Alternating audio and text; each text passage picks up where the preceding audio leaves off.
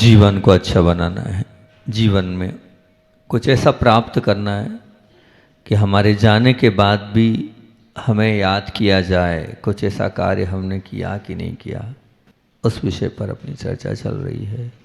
और हम कुछ ऐसा कर जाएं जिससे आने वाली पीढ़ी युगों युगों तक हमें याद करे, जैसे पूज्य गुरुदेव को आज भी नहीं और आगे भी याद ही करते जाएंगे हम। ऐसा कुछ हम अच्छा अपने जीवन में अपने लिए भी और दूसरों के लिए भी करते चले जाएं, सचमुच में हमारा जीवन महान बन जाएगा। और उसी प्रवचन श्रृंखला में सोशल लाइफ पर अपनी बात चल रही है। सोशल लाइफ का मंगलाचरण है अपना। सोशल लाइफ का एस कह रहा है सेटल इशूज, समस्याओं का निराकरण करो। ओ कह रहा है ऑर्गेनाइज वेल, अच्छी तरह से तंत्र का आयोजन करो। सी कह रहा है कंसल्ट अदर, दूसरों की राय लो। और आई कह रहा है इन्वेस्ट टाइम, समय का निवेश करो। ए कह रहा है एकोमोडेट वीक, कमजोरों को भी अपने साथ शामिल करो। और एल कह रहा है listen to other, listen to other. T silent होता है, पढ़ने में आ जाता है वो। दूसरों की भी सुनो। एल लिव ईगो, अहंकार को छोड़ दो। आई इनवॉल्व हार्ट, हृदय को सम्मिलित करो। एफ फॉलो रूल्स, नियम का पालन करो। आई एक्सचेंज आइडिया, मतलब विचारों का भी आदान प्रदान हो। ये सोशल लाइफ की अपनी मंगलाचरण चल रहा है। और मैंने आपसे लिसन टू अदर पर बात करी थी कि दूसरों की सुनो। और दूसरों की सुनो में बहुत अच्छी बात आप लोगों के बीच में रखी थी, करा था, लेकिन पूज्य गुरुदेव का दीक्षा दिवस था तो उस बात को वहीं अधूरी छोड़कर मैंने वो वाली बात आपसे प्रारंभ करी थी। लिसन टू अदर से मैंने प्रारंभ ये कहा था कि प्रजाजन सरकार की ना सुने तो सरकार किसी भी समय सत्ता भ्रष्ट हो सकती है। शिक्षक की उचित बात अगर प्रधान अध्यापक नहीं सुनेगा तो शिक्षा संस्था बंद हो सकती है। खिलाड़ी की बात अगर कप्तान नहीं सुनेगा तो शायद आप मैच गंवा सकते हैं। अपीलकर्ता की बात अगर मान लीजिए वकील नहीं सुनेगा तो निश्चित केस हार जाएंगे। मैंने कहा था कल विशेष बात प्रश्न मानने की नहीं है, अपितु प्रश्न सुनने की है। जरूरी नहीं कि आप शिष्य की हर बात सच्ची हो और अच्छी हो, लेकिन सुनना तो पड़ेगा। अगर आप नहीं सुनेंगे तो निश्चित मान के चलना कि कार्य बिगड़ जाएगा। सुनने के बाद लगे कि बहुत अच्छी बात है तो स्वीकार कर लो और मान लो कि तो बहुत अच्छी बात हैगी। इसी प्रकार के समाज के जितने वरिष्ठ जन हैं, सोशल लाइफ की बात चल रही, उनको सुनना चाहिए और सुनने की आदत डालना चाहिए। पूज्य गुरुदेव के साथ रहते रहते ये आदत उनसे सीखी हमने। क्या होता है कि एक ही बात को सबको लगता है हम आचार्य श्री को सुनाएं, मौका मिलता है आचार्य श्री से बात करने का और वही बात रिपीट होती है। अब मैंने देखा जैसे मान लीजिए बामोरासी आप लोग गए, आज ही आचार्य महाराज पास गए, अब वही चीज़ किसी ने सुनाई, वही चीज़ दूसरे ने सुनाया, वही चीज़ तीसरे ने सुनाया। और मैंने आचार्य श्री को देखा है जब भी वही चीज़ सुन रहे हैं उसके अच्छा बहुत बढ़िया, बहुत अच्छा आशीर्वाद, वही चीज़ फिर रिपीट सुने, अच्छा बहुत बढ़िया, बहुत आशीर्वाद। तो मैं ये सोचता था कि देखो आचार्य श्री को वो बात जो मतलब सुबह से लेकर शाम तक वही रिपीटेशन 4-5 बार हो गया, लेकिन हर बार उनके चेहरे पर एक मुस्कान है, उनके चेहरे पर शिकन नहीं है, उनके चेहरे पर ये वाली बात नहीं कि ये कब तक सुनूं उसी चीज़ को, मैं बार बार सुन रहे हो। लेकिन क्या है ये कहलाता बड़े होने का कर्तव्य कि आपको सबकी सुनना चाहिए। आपका सुनना ही ये मान के चलना सामने वाले को प्रोत्साहन देना हो जाएगा। अगर आपने बहुत अच्छे से सुन लिया तो सामने वाला क्या कर लेगा कि मेरी कम से कम सुनी तो सही। अब आप क्या करते हो, सुनते ही नहीं हो और सामने वाले को पहले ही चुप कर देते हो, सुनने का काम ही नहीं करते। नहीं, हमें सुनना चाहिए। और सबसे बड़ी बात तो ये कि मान लीजिए 2 पक्ष होते हैं तो 2 पक्ष में अधिकतर गलती ये हो जाती है कि हम एक पक्ष तो अच्छे से सुनते हैं और दूसरा पक्ष हम सुनने का प्रयास ही नहीं करते हैं और तुरंत के तुरंत जल्दबाजी में निर्णय ले लेते हैं। नहीं, बिल्कुल नहीं। घर में भी आप रह रहे हैं, अगर मान लीजिए 2 बेटे हैं तो सुनो, 2 बहुएं तो सुनो, और भी अन्य आप सबकी सुनो। सुनने के बाद आप कम से कम निर्णय लो। हम सुनते क्यों नहीं? हमारी कितनी बड़ी गलती है कि हम सुनते नहीं हैं। ये हमारी कमी है बहुत बड़ी। अपने आप को आप टटोलो, देखो कि मेरे अंदर सुनने की सामर्थ्य है कि नहीं। जो व्यक्ति सुनने की सामर्थ्य रखता है वही व्यक्ति आगे बढ़ सकता है, नहीं तो आगे वो नहीं बढ़ सकता है। वाद और विवाद का कारण ये कि आपने हमारी नहीं सुनी। होता है, अक्सर ऐसा होता है कि सुनते नहीं है, इसलिए सब कुछ हो जाती हैगी। यहाँ भी यही बात है कि बहुत सारे लोग बोलते हैं हमारी हमारी सुनी ही नहीं जाती हैगी, अकेले हो जाता है, सब कुछ हो जाता है, ये हो जाता है, वो हो जाता है। तो नहीं, हमारे अंदर ये बहुत अच्छा एक गुण होना चाहिए, हम सबकी सुने। हम सुनते चले जाएंगे तो निश्चित रूप से बहुत सारी बातें तो अपने आप यहाँ वहाँ होती चले जाएगी। और मैंने कल आप लोगों से 3 बात बोली थी। एक है श्रवण क्रिया, एक है श्रवण कला, और एक है श्रवण योग। श्रवण क्रिया क्या बोली थी? श्रवण क्रिया ये कि आपने बोला, हमने सुना और क्या कर दिया? निकाल दिया। ये श्रवण क्या है? ये क्रिया है। क्रिया होती है और चली जाती है, लेकिन क्रिया का कोई प्रभाव नहीं, तो क्रिया कोई काम की नहीं है, सिर्फ क्रिया ही कहलाएगी। आया और आपने तो गया कर दिया। लेकिन आया और गया किसको करना है? आया और गया उसको करना है जो बात हमारे जीवन में हमें नीचे की ओर ले जा रही है, हमारा आद्रोत परिणाम कर रही है, हमारे परिणामों खराब कर रही है, हमारे लिए वो कर्मों का बंद करा रही, वो बात आए गए करो। लेकिन कोई अगर बोल रहा है तो कम से कम बहुत अच्छे से सुनो। सुनने के बाद मैं हमेशा एक बात बोलता हूँ, जैसे आप मान लीजिए यहाँ प्रवचन भी सुनने बैठे हो तो कम से ध्यान से तो सुनो कि क्या बोल रहे हैं महाराज जी। आए और इधर से निकल गया तो क्या मतलब निकला? कुछ नहीं निकला। बल्कि मैं तो बच्चों को भी एक बहुत अच्छा बीजा अक्षर देता हूँ, जो ज्ञान कल्याणक का बीजा अक्षर है। वो इतना पावरफुल बीजा अक्षर है कि मैंने उनको IAS बच्चे, PSC वाले बच्चों को वो दिया आएगा, बहुत सारे बच्चों को वो दिया है। उसके उन्होंने रिजल्ट बताए कि सचमुच में महाराज जी उसका मेडिटेशन करने के बाद हम जब पढ़ने या लेक्चर सुनने बैठते हैं तो वो सब का सब हमारे समझ में आता है। कोई है का जो बता सके कि सुनने के लिए कौन सा बीज अक्षर है? ओम है? ओम ओम बोलो, ओम रूम दक्षिण करणे। ठीक है ना? हमें बड़ाओं की मात्रा रेफ और अनुसार आप ऊपर लगाएं। आप लोगों के लिए, दूसरों की सुनने के लिए, जो बड़े लोग हैं जिनको दूसरों की सुनना, उनके लिए भी, और आप लोग भी अगर प्रवचन में बैठे हैं, आप लोग भी कोई चीज़ सुन रहे हैं, सुनने के बाद ज्ञान कल्याणक का बीजाक्षर है रूम बीजाक्षर को अपने दाहिने कान पर लिखें, राइट ईयर पर लिखें। ठीक है ना? तो लिखने से तात्पर्य पेन से नहीं लिखना है, विजुलाइज करना है। रूम लिखा हुआ है दाहिने कान पर, और फिर उसके बाद आप जो भी सुनेंगे वो निश्चित रूप से आपके समझ में आएगा। ये मैं अपने मन से नहीं बोल रहा हूँ, ये आगम की बात आपके बीच में रख रहा हूँ। शास्त्रों में इसका उल्लेख आता है, ये ज्ञान कल्याणक का महान बीजाक्षर है।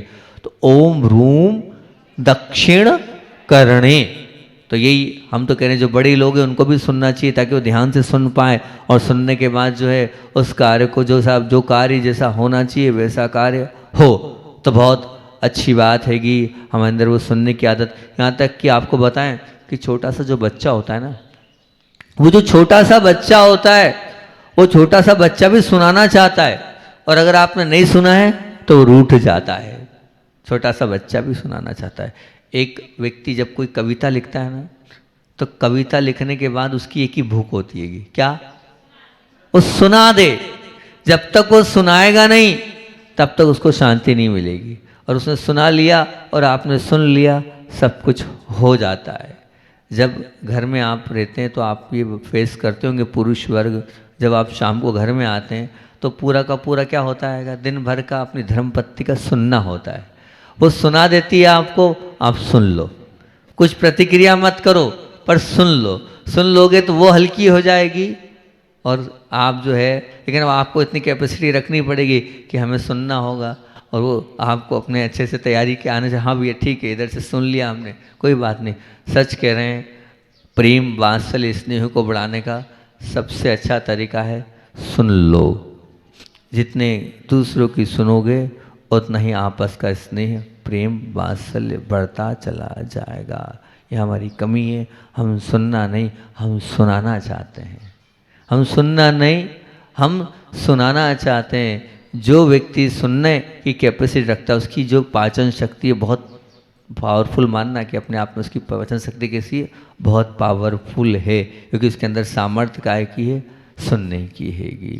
और जो सुनता है वही जीव समताशाली और धैर्यशाली बन सकता है। अच्छे अच्छों के बस की बात नहीं होती है सुनना। जो समतावान जीव होगा और जो धैर्यशाली होगा वही सुन पाएगा। हमने जब यहाँ कहा था, सबसे पहला पॉइंट जो दिया था ना, उसमें यही 4 पॉइंट दिए थे कि एक समाज के व्यक्तित्व को कैसे होना चाहिए, सूझबूझ और धैर्य। और धैर्य जब ही आएगा जब आप सुनने की ताकत रखोगे। और 2 चीज कौन सी नहीं होनी चाहिए, आवेश और आग्रह। ये 2 चीज नहीं होना चाहिए, आवेश और आग्रह बड़े व्यक्ति के अंदर नहीं होना चाहिए। और क्या होना चाहिए, सूझबूझ और धैर्य। और धैर्य तभी रहेगा हम जल्दी से जल्दी तुरंत के तुरंत प्रतिक्रिया नहीं दें, हम उसको सोचें, हम उसको समझें, उसके बाद प्रतिक्रिया व्यक्त करेंगे, तब बहुत अच्छी बात होगी। ये श्रवण क्रिया नहीं करना है तो क्या, श्रवण कला। श्रवण कला क्या थी, श्रवण कला क्या थी, कल बताया था। श्रवण कला मतलब क्या, ध्यान से सुनकर मन में बिठाने का नाम श्रवण कला है। इसको कला का नाम दिया है, ध्यान रखना। कला क्यों, कला किसको बोलते हैं, कला मतलब बहुत जिसके पास कोई क्वालिटी हो वो। तो ये भी अपने आप में बहुत बड़ी बात है, ये भी कोई छोटी मोटी बात नहीं है कि आप सुन रहे हो बहुत ध्यान से मन लगाकर। जो मन लगाकर आपका जो सुनना हो रहा है उसको यहाँ पर श्रवण कला बोला है।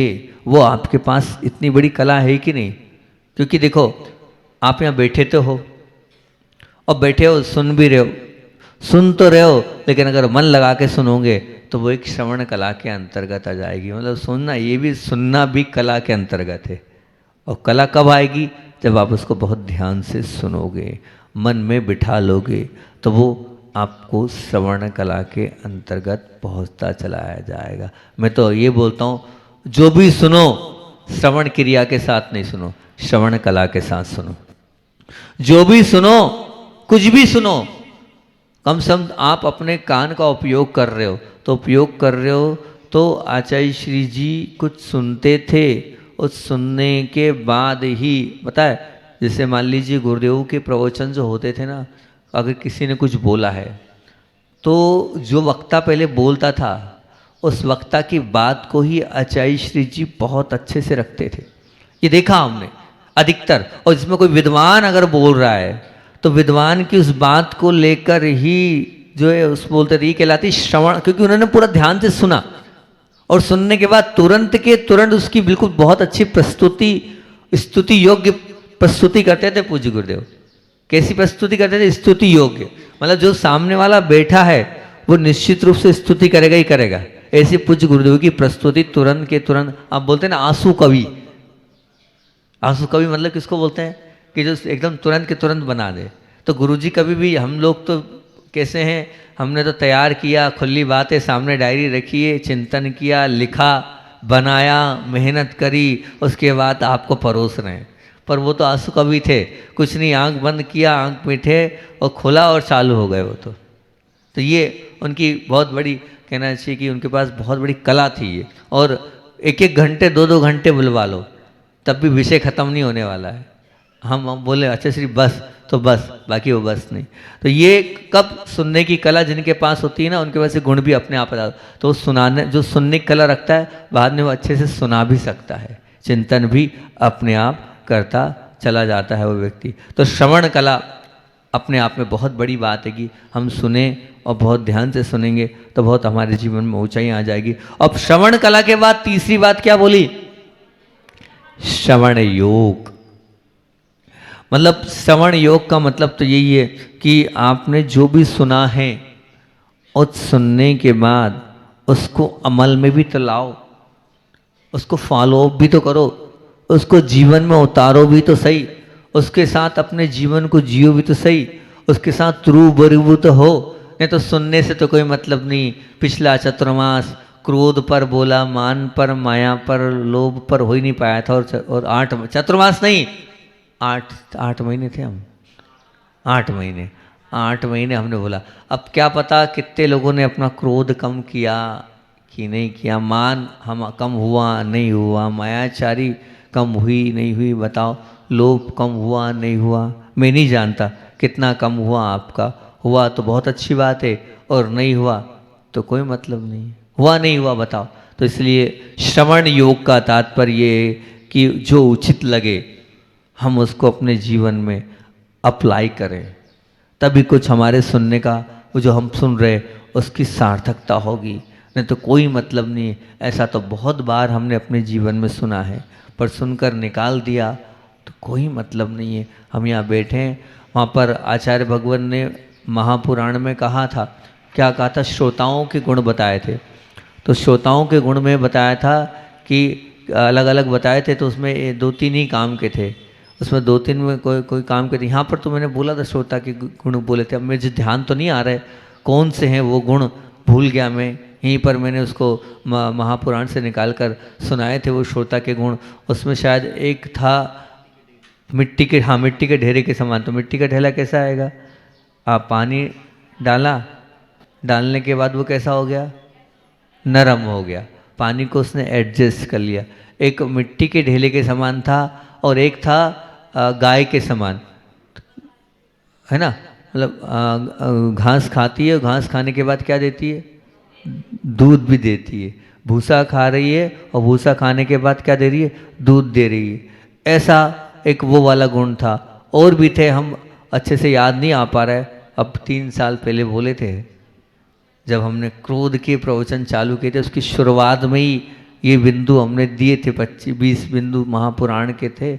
उस महापुराण से उठाकर आप लोगों के बीच में वो रखे थे, अभी तो याद नहीं आ रहे हैं। तो यही श्रवण योग का तात्पर्य यही हैगा, कहने का तात्पर्य इतना ही हैगा कि हम जो सुन रहे हैं उस सुनने को अपने जीवन में उतारें। रोज एक ना एक बिंदु हमारे जीवन में आना चाहिए, आने के साथ साथ जीवन में उतरना चाहिए। हमने जीवन में क्या उतारा ये बहुत महत्वपूर्ण है। सुना तो बहुत कुछ है, लेकिन सुनने के बाद जीवन में कितनी बात को हमने उतारा है या नहीं उतारा है, इस पर हमारा पूरा ध्यान होना चाहिए। लेकिन हम उतार कम पा रहे हैं, सुन तो बहुत पा रहे हैं।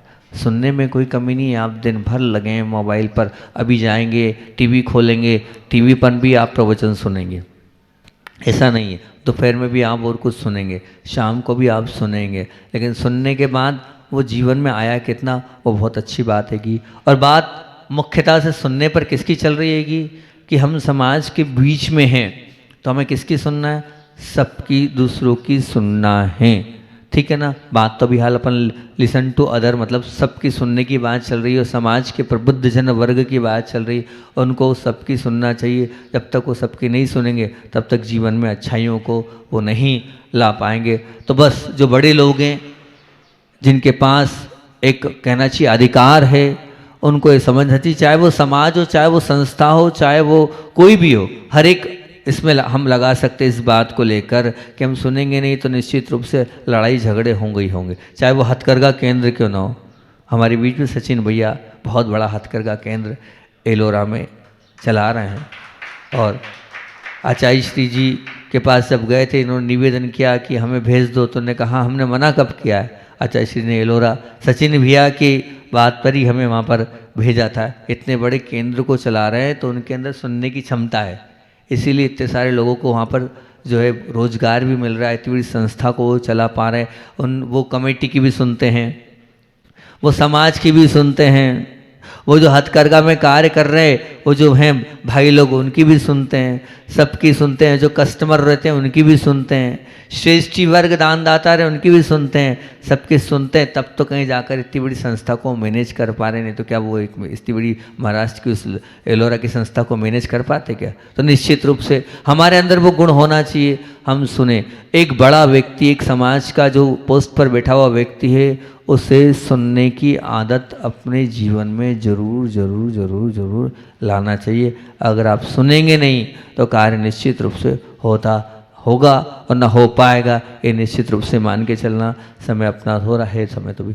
लिव ईगो, क्या बोला? लिव ईगो का तात्पर्य क्या है? अहंकार छोड़ो। अगले नंबर का अपना बिंदु है लिव ईगो, अर्थात अहंकार छोड़ो। टोकरी में 39 मीठे आम यदि बचा लेना चाहते हो तो उसमें से जो एक सड़ा आम है ना, उसको निकालना पड़ेगा। अगर सड़ा आम आपने नहीं निकाला तो वो पूरे 39 आम को खराब कर देगा। 50 आम की टोकरी है, उसमें से एक आम सड़ गया है, तो बुद्धिमानी उसी में है कि वो जो एक आम है उसको आप निकाल दो। अगर आप एक आम नहीं निकालोगे तो वो 39 आम खराब हो जाएंगे। मानते हो नहीं मानते हो इस बात को? स्वीकार करते हो कि नहीं करते हो? पान वाले बैठे हैं, पान वाले हमारे भैया जी बैठे हैं, एक पान अगर खराब है तो क्या करता है वो? पूरे पान को वो खराब कर देगा, निश्चित रूप से मान के चलना। तो इसी मकान की छत का हिस्सा यदि मकान की दीवार की तुलना में कमज़ोर हो जाता है तो फिर क्या करना चाहिए? मकान के छत के उस हिस्से को हमें क्या करना है? उतार ही लो तो ज़्यादा अच्छा है।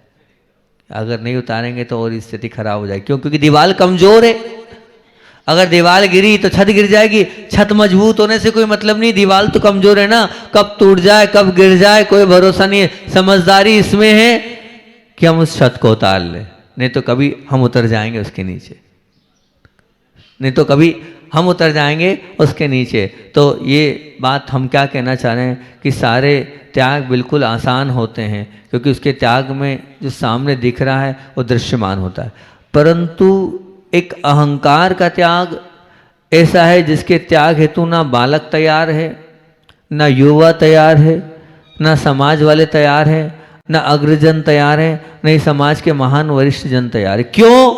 कारण क्या है? कि ऐसा क्यों बोल रहे हैं महाराज जी आप? क्योंकि उसकी पकड़ में ही सबको स्वयं को सुरक्षा का अनुभव होता है। किसकी पकड़ में? अहंकार की पकड़ में, ईगो की पकड़ में। ये सबको ऐसा लगता है कि उसी से हम सब कुछ हैं। ध्यान रखना, नाखून निकल जाने के बाद शेर, नाखून निकल जाने के बाद वो जो शेर है वो शेर, और मान लीजिए दांत निकल जाने के बाद वो हाथी जैसे अब अशक्तमान बन जाता है। नाखून शेर के सबसे खतरनाक होते हैं। वो जो नाखून होते हैं वो इतने बड़े बड़े होते हैं कि उस नाखून के माध्यम से शिकार करता है, दांत के माध्यम से नहीं करता है। दांत तो बाद में काम आते हैं, पहले नाखून के माध्यम से जख्मी बना देता है, हालत खराब कर देता है शेर। उसी प्रकार जो हाथी है, उस हाथी की ताकत उसका शरीर नहीं है, उस हाथी की ताकत उसके दांत है। जैसे ये दोनों निकल जाते हैं तो वो अशक्त बन जाता है। इसी प्रकार बहुत सारे लोगों को ऐसा मानना है कि अगर हमने अहंकार छोड़ दिया तो हम अशक्त हो जाएंगे। हमारा रुबाब, हमारा दबाव, हमारा सब कुछ क्या है? ये अहंकार, ये अहम के साथ रहेंगे तभी सबको अपने कब्जे में रख पाएंगे। एक बहुत बड़ी भूल है। जितने बड़े रखना, समुंदर नीचे रहता है तभी सैकड़ों नदियों को आसानी से स्वयं में समा सकता है। समुंदर ऊपर, आज तक कोई भी समुद्र को देख लो, समुद्र का आप अपनी भूगोल से पता करना तो पता चलेगा कि समुद्र कहाँ है। बोले अपने जमीन स्तर से हर एक समुद्र नीचे ही है। अलग अलग समुद्र अलग अलग नीचे, और समुद्र नीचे है तो सैकड़ों नदियां आसानी से उसमें जाकर समा जाती है। समुद्र का और सागर का नाम ही वही है, जो नीचे होता है वही समुद्र होता है, और तभी जाकर हजारों नदियां उसमें समा जाती है। उसी प्रकार समाज तो एक नदी के समान है। अलग अलग बहुत सारी नदियां हैं, अलग अलग बहुत सारे लोग हैं, और वरिष्ठ जन सागर बन जाएं। बड़े लोग अगर सागर बन गए तो वो जितनी नदियां हैं वो सब नदियां उस सागर में समाहित हो जाएगी। लेकिन सागर बनने के लिए सागर जैसा बनना पड़ेगा। सागर जैसे नीचे होता है तब नदियां उसमें आकर मिलती है। उसी प्रकार से आपको सागर के समान अगर बनना है तो आपको नीचे होना पड़ेगा, आपको झुकना पड़ेगा, आपको उतरना पड़ेगा, आपको नमना पड़ेगा, आपको अपने अहंकार को छोड़ना पड़ेगा, आपको अपने ईगो को छोड़ना पड़ेगा। तब कहीं जाकर आप सागर जैसे बन पाओगे। सागर बनने के लिए हमेशा अपने आप को नीचे उतारना पड़ेगा। लेकिन आपको तो अपने पद का रुबाब है, आपको तो अपने पद का अभिमान है। आपको तो ऐसा लगता है मैं कौन, मैं समाज का अध्यक्ष, मैं कौन समाज का मंत्री, मैं कौन समाज का कोषाध्यक्ष, मैं कौन महिला मंडल की अध्यक्ष, मैं कौन युवा वर्ग का संयोजक। ये सब आपके मन में बैठा होता है। तो उस रुबाब में, उस अभिमान में, उस कहना चाहिए ईगो में आप नीचे नहीं उतर पाते। ध्यान रखना, पद महत्वपूर्ण नहीं होता है, बड़ा होना महत्वपूर्ण नहीं होता है। दुनिया आपको अध्यक्ष माने तब आप अध्यक्ष अपने आप को मानना, दुनिया आपको बड़ा माने तब आप अपने आप को बड़ा मानना। आपको पद मिलने से, अध्यक्ष पद या मंत्री पद आपको दे देगा, उससे आप बड़े नहीं होंगे। एक एक बच्चा भी और बड़ा भी आपको अगर अध्यक्ष मान रहा है तो मान के चलना आप अध्यक्ष हैं, अन्यथा अध्यक्ष रहकर भी सिर्फ आप एक अध्यक्ष नाम के हैं। नाम के अध्यक्ष बनने से जीवन की सार्थकता नहीं है। जीवन में कुछ पाना है तो क्या करना है, हमें सागर के जैसे नभना होगा, हमेशा झुककर चलना होगा, सबको साथ लेके चलना है। तो हमें वरिष्ठ अगर हम हैं तो वरिष्ठ वही हो सकता है जो सबका इष्ट हो, वरिष्ठ वही हो सकता है जो सबका इष्ट हो, और इष्ट वही हो सकता है जो सबको लेकर चले, और सबको लेकर वही चल सकता है जो सबकी सुने, और जो सबकी सुनता है उसको नीचे झुकना ही पड़ेगा। निश्चित मान के चलना, बहुत सोच समझ के इस विषय में अपने अभिमान को हम सबके बीच में रह रहे हैं तो कम करते चले जाएंगे तो बहुत अच्छी बात होगी। नहीं तो हमारा अभिमान बढ़ता चला जाएगा और हमारा जीवन ऊंचाइयों की ओर ना जाकर नीचे की ओर आएगा। लीव ईगो पर एक दो बातें और बोलनी है, कल इस बात को और अच्छे से रख दूंगा क्योंकि समय हो गया हैगा और अधिक हो गया है ना, अधिक हो गया। हमसे बोला गया था कम बोलना, आज हमने और अधिक ही बोल दिया। आचार्य भगवान की बात 2 मिनट में बोलकर अपनी बात को विराम दूंगा। हाँ, नियम क्या है आज का ये नियम था, नियम पहले बता देता हूँ, भूल जाता हूँ क्या नियम है। हाँ, कोई भी पाठ आपको पढ़ना है, कोई चालीसा पढ़ ले तो चालीसा पढ़ना है, कोई भक्ति आपको अलग से जो करते हो उसके अलावा अलग से भक्ति करना है। आचार्य भगवान की 2 मिनट में बात बोलकर अपनी बात चल रही थी आचार्य श्री जी की। कल क्या चल रही थी कि पूज्य गुरुदेव जो है उन्होंने ये बताया था कि रोमकूप खुल जाते हैं, इसलिए मुझे आगे ठंड सहन करना है, इसलिए गर्मी खा रहा हूँ, ठीक है ना, ताकि जो है मेरे रोमकूप मतलब जो है बहुत अच्छे से मैं ठंड खा सकूँ। क्योंकि मैंने बताया था मलेरिया काय के लिए होता है, एक रोमकूप खुल जाते हैं। अब आचार्य श्री से बोला अब क्या ज़रूरत है ठंड खाने की बाहर की, तब आचार्य श्री ने कहा ध्यान रखना, बोले जितना गर्मी में होते हैं ना उससे कहीं ज़्यादा रोमकूप कब खुलते हैं, ठंड में। ठंड में देखना आप क्या होता है, एक रुएं अपने आप खुलते हैं। बोले जितने मौसम होते हैं वो सब मौसम काय के लिए होते हैं, वो स्वास्थ्य की अनुकूलता के लिए होते हैं, इसलिए हमें ठंड भी खानी चाहिए। और हम ठंड खाएंगे, फिर उल्टा बोल दिया, तब हम गर्मी सहन कर पाएंगे। बोले अब ठंड नहीं खाएंगे तो हम गर्मी कैसे, लू इसलिए खाई थी कि ठंड सहन करना है, अब ठंड किस लिए खा रहे हैं ताकि गर्मी सहन कर पाएंगे। आज हम ठंडा ले लेंगे तो आगे गर्मी हम सहन कर पाएंगे, इसलिए हमें ठंड से बचना नहीं चाहिए। जो आ रहा है उस मौसम के फलों को जैसे सेवन करते तो मौसम या प्राकृतिक वातावरण को भी सहने का प्रयास करना चाहिए। ना ज़्यादा ठंडे में बैठे और ना ज़्यादा गर्म में बैठे। आप थोड़ी अपने शरीर की आदत को ऐसा बनाएंगे तो आपका शरीर स्वस्थ रहेगा। थोड़ी सी प्रतिकूलता में आपको जरा से में आप बीमार हो जाओगे, ठंड लगी नहीं सर्दी हो जाएगी, गर्मी लगी नहीं गर्मी बढ़ जाएगी। हम मौसम के अनुकूल चलने का प्रयास करें। मौसम के अनुकूल का तात्पर्य ये नहीं है कि गर्मी में ठंडा ले आए और ठंडी में गर्म ले आए तो बहुत अच्छा होगा। ये आचार्य भगवान ने हम सभी को शिक्षा दी है, ये शिक्षा हम भी लें और अपने जीवन का कल्याण कर। बोलिए आचार्य विद्यासागर जी महामुनि राज की।